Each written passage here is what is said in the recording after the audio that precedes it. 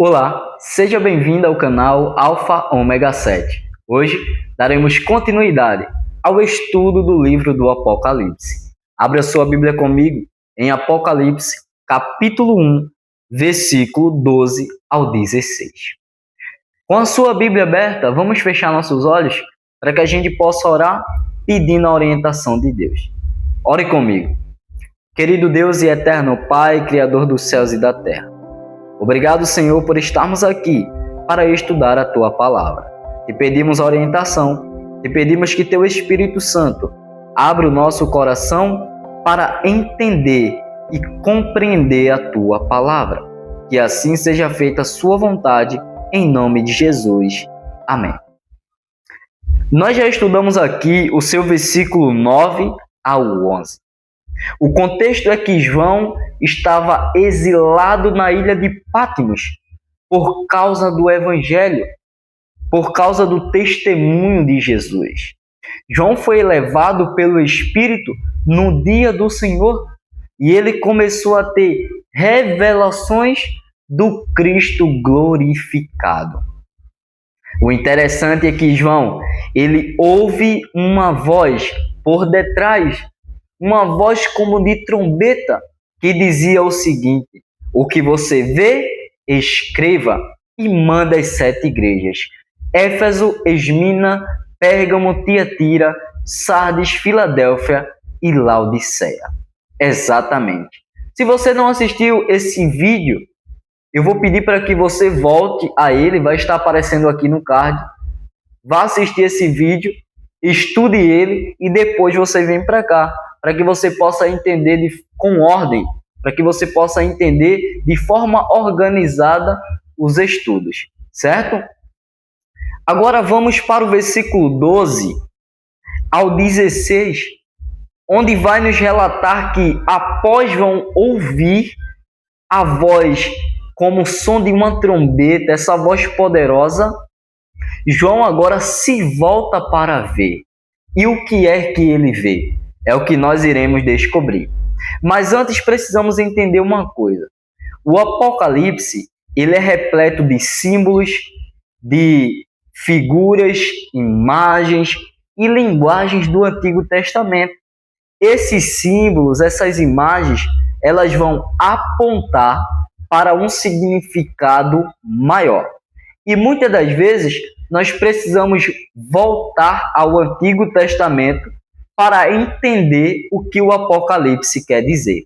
Leia comigo o versículo 12 ao 16, onde tem uma continuação da visão do Cristo glorificado. Lemos assim: voltei-me para ver quem falava comigo, e ao me voltar, vi 7 candelabros de ouro, e no meio dos candelabros, um semelhante a um filho de um homem, com vestes talares e cingido à altura do peito com um cinto de ouro. A cabeça e os cabelos dele eram brancos como alva-lã, como neve, os olhos eram como chama de fogo. Os seus pés eram semelhantes ao bronze polido, como que refinado numa fornalha. A voz era como o som de muitas águas. Na mão direita ele tinha 7 estrelas, e da sua boca saía uma afiada espada de 2 gumes. O seu rosto brilhava como o sol na sua força. Veja que cenas extraordinárias que João está contemplando aqui. Mas agora vamos estudar verso por verso e deixar que a própria Bíblia se explique o que é que Deus quer falar através desses símbolos e figuras. Vamos descobrir? Veja bem, o primeiro versículo diz o seguinte: voltei-me para ver quem falava comigo. E quando João se volta, ele vê 7 candelabros de ouro. Mas qual é o seu significado? A própria Bíblia vai dizer no versículo 20. No versículo 20, na última linha do versículo, diz o seguinte: e os 7 candelabros são as 7 igrejas. Então vamos lá. Os 7 candelabros são as 7 igrejas. Essas 7 igrejas eram igrejas locais que existiam no tempo de João. Éfeso, Esmina, Pérgamo, Tiatira, Sardes, Filadélfia e Laodiceia. Mas essas 7 igrejas também significam o período da história do povo de Deus, o período do cristianismo, desde a primeira vinda de Cristo até a sua segunda vinda. Ou seja, se os 7 candelabros é as 7 igrejas, significa o seguinte, porque João, ele continua a dizer que no meio dos candelabros tinha um semelhante a filho de homem. A filho do homem. Tinha um semelhante a filho do homem. Então, se os 7 candelabros são as 7 igrejas, significa que esse ser, esse filho do homem, ele está no meio das igrejas. Ele está caminhando entre as igrejas. Cristo está em toda a história. Ele está educando, ensinando, corrigindo, fortalecendo. Ele está no meio do seu povo. Então, esse é o significado. Os 7 candelabros são as 7 igrejas. E o Filho do Homem está entre as igrejas, no meio do seu povo. Vamos continuar? E no meio dos candelabros, um semelhante a filho do homem, com vestes talares e cingido à altura do peito com cinto de ouro. Aqui nós encontramos vestes sacerdotais. Quando você vai para Êxodo, capítulo 28, verso 4, lá você vai encontrar uma descrição das vestes sacerdotais. E aqui você vai encontrar que Cristo está como sumo sacerdote. Da mesma forma que existia Arão, irmão de Moisés. Arão era o sumo sacerdote do Antigo Testamento. Jesus, ele é o sumo sacerdote do Novo Testamento. Ele está vestido desta forma. Ele está em que local? No santuário. Ele está no santuário, porque o santuário que foi feito por Moisés, a Bíblia diz que é figura do verdadeiro. Então isso quer nos dizer que há um santuário no céu e que Cristo está atuando como nosso sumo sacerdote. Vamos agora confirmar mais essa ideia quando nós vamos para Hebreus. Hebreus capítulo 8 vai dizer o seguinte, versículo 1. Ora, o essencial das coisas que estamos dizendo é que temos tal sumo sacerdote que se assentou à direita do trono da majestade nos céus, como ministro do santuário e do verdadeiro tabernáculo que o Senhor erigiu e não o homem. Então, Hebreus capítulo 8, versículo 1, está dizendo que tem um sumo sacerdote no santuário celestial. E um detalhe, esse sumo sacerdote, o seu sacerdócio é eterno. Então, como é que eu confirmo isso? Quando nós vamos para o versículo 24, vai dizer: Jesus, no entanto, porque continua para sempre, tem o seu sacerdócio imutável. O sacerdócio de Cristo é imutável, é para sempre. Então, ele é o nosso sumo sacerdote. Ele está intercedendo por nós no santuário celestial. Essa é a verdade. E há um detalhe, essa expressão filho do homem que aparece, ela também está em Daniel. Quando Daniel estava tendo a visão, ele disse as seguintes palavras: eu estava olhando nas minhas visões da noite, e eis que vinha com as nuvens do céu alguém como um filho do homem. Veja que maravilhoso! Vamos continuar? A partir do versículo 14, nós vamos encontrar outras características desse ser, desse filho do homem. Vamos ver a primeira. A cabeça e os cabelos dele eram brancos como alva lã. O branco na Bíblia simboliza pureza. Exatamente. Quando nós vamos para Daniel, capítulo 7, essas características é aplicada ao ancião de dias. Sua roupa era branca como a neve, e os cabelos da cabeça eram como a lã pura. Então, o branco é símbolo de pureza, porque o branco fala de inteligência, fala de sabedoria, de experiência, e Cristo, ele é tudo isso. Este é o significado. Mas então, os olhos eram como chama de fogo. Os olhos como chama de fogo? O que isso significa? Quando nós vamos examinar a Bíblia, os olhos como chama de fogo significa que Cristo, ele vê todas as coisas. Os seus olhos passam por toda a terra. Como confirmar isso? Quando nós vamos para Salmos, capítulo 33, verso 13, diz o seguinte: o Senhor olha dos céus e vê todos os filhos dos homens, do lugar de sua morada, observa todos os moradores da terra. Então, Cristo vê o mais íntimo, ele vê todas as coisas exatamente. E para confirmar mais, quando nós vamos para Hebreus, capítulo 4, versículo 13, diz o seguinte: e não há criatura que não seja manifesta na sua presença. Pelo contrário, todas as coisas estão descobertas e expostas aos olhos daquele a quem temos de prestar contas.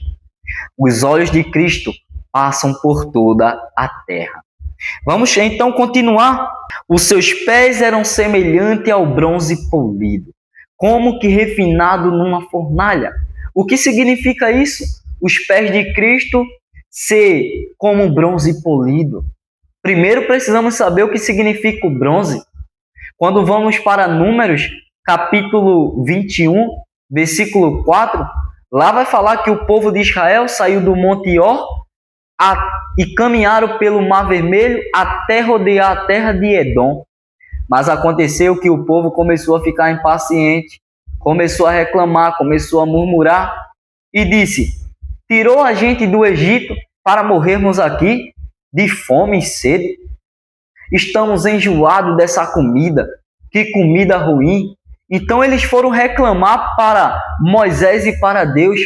E sabe o que foi que aconteceu? Deus enviou cobras venenosas e essas cobras começou a morder o povo. E então o povo começou a sentir.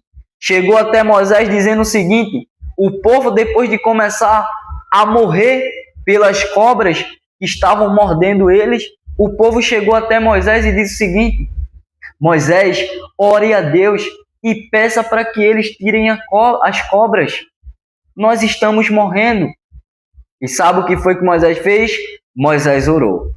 E Deus, ele disse o seguinte a Moisés: Moisés, faça uma serpente de bronze e coloque sobre as hastes, e quando eles olharem para essa serpente, eles vão ficar curados. E foi isso que aconteceu. Moisés fez a serpente, colocou sobre as hastes, e as pessoas que estavam sendo mordidas pelas cobras, quando olhavam para essa serpente, ficavam curados. Sabe o que aconteceu? Justiça. Deus estava fazendo justiça contra um povo rebelde. Então, o bronze é símbolo de juízo, da perfeita justiça de Cristo. O seu juízo inquestionável. Isso mesmo. O bronze é resistente, o bronze é forte. E quando nós vamos fazer esse paralelo a Cristo, Cristo é forte, ele é resistente. Continua, porque diz o seguinte: a voz era como o som de muitas águas. Muitos profetas descreveram a voz do Senhor como o som de uma multidão, outros como o som de um exército, outros descreveram como o som de uma trombeta, e ainda aqueles como o som de muitas águas. É uma voz tremenda e poderosa. Mas então, na mão direita, ele tinha 7 estrelas. Nós vimos aqui no começo que os 7 candelabros significa as 7 igrejas. Mas então o que significa as 7 estrelas que está na mão direita desse ser? Estar na mão direita significa poder e autoridade. Essas 7 estrelas, nós vamos encontrar a resposta no versículo 20, na penúltima linha, quando diz: as 7 estrelas são os anjos das 7 igrejas. Então, as 7 estrelas são os 7 anjos das 7 igrejas. Anjos significa mensageiros, ministros, pastores. Da mesma forma que os 7 candelabros são as 7 igrejas, as 7 estrelas são os 7 anjos das 7 igrejas. Exatamente. Então, isso é o verdadeiro significado. Mas então acontece que da boca desse ser saiu uma espada afiada de 2 gumes. O que isso significa? Quer dizer que está saindo uma espada da boca de Jesus? De forma nenhuma. Hebreus capítulo 4, versículo 12, vai dar a resposta. Porque a palavra de Deus é viva e eficaz, e mais cortante do que qualquer espada de 2 gumes, e penetra até o ponto de dividir a alma e espírito. Então veja bem, a resposta nós encontramos. O que significa essa espada de 2 gumes que está saindo da boca de Jesus?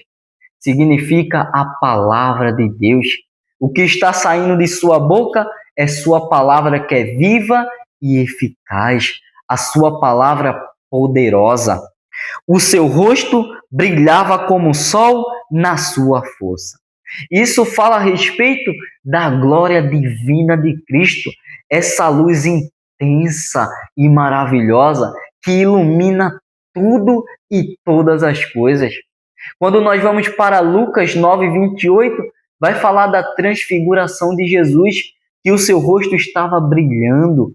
Exatamente. Meu querido irmão e minha querida irmã, esse Cristo glorificado que João aqui está contemplando, ele vai voltar e nós iremos contemplá-lo. Mas tem uma diferença. As pessoas perdidas não vão poder ver a face desse ser, porque elas vão estar com a sua natureza pecaminosa. Elas não vão conseguir ver a Cristo por conta dessa luz intensa e maravilhosa. Mas as pessoas que estiverem salvas, elas verão a face de Cristo. Porque a Bíblia diz que quando Cristo voltar, as pessoas serão transformadas num abrir e fechar de olhos.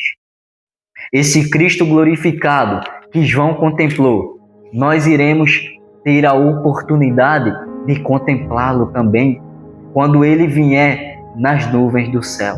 A sua glória vai iluminar todo o mundo. Mas para que a gente possa contemplar, nós precisamos estar prontos e preparados. Porque só os salvos vão ter a possibilidade, a capacidade de ver esse Cristo glorificado. E a pergunta que eu faço a você é o seguinte: você quer ver Cristo quando ele voltar? Você quer contemplar a sua face? Para isso, você precisa estar pronto. Você precisa tomar a sua decisão. Do versículo 17 ao 20, nós vamos ver a reação de João. Qual foi a reação dele diante desse ser majestoso e extraordinário? Que Deus te abençoe. Até o próximo estudo. Ative as notificações para você não perder o próximo vídeo. Que Deus te abençoe. Se inscreva no canal e compartilhe para outras pessoas. Até o próximo vídeo.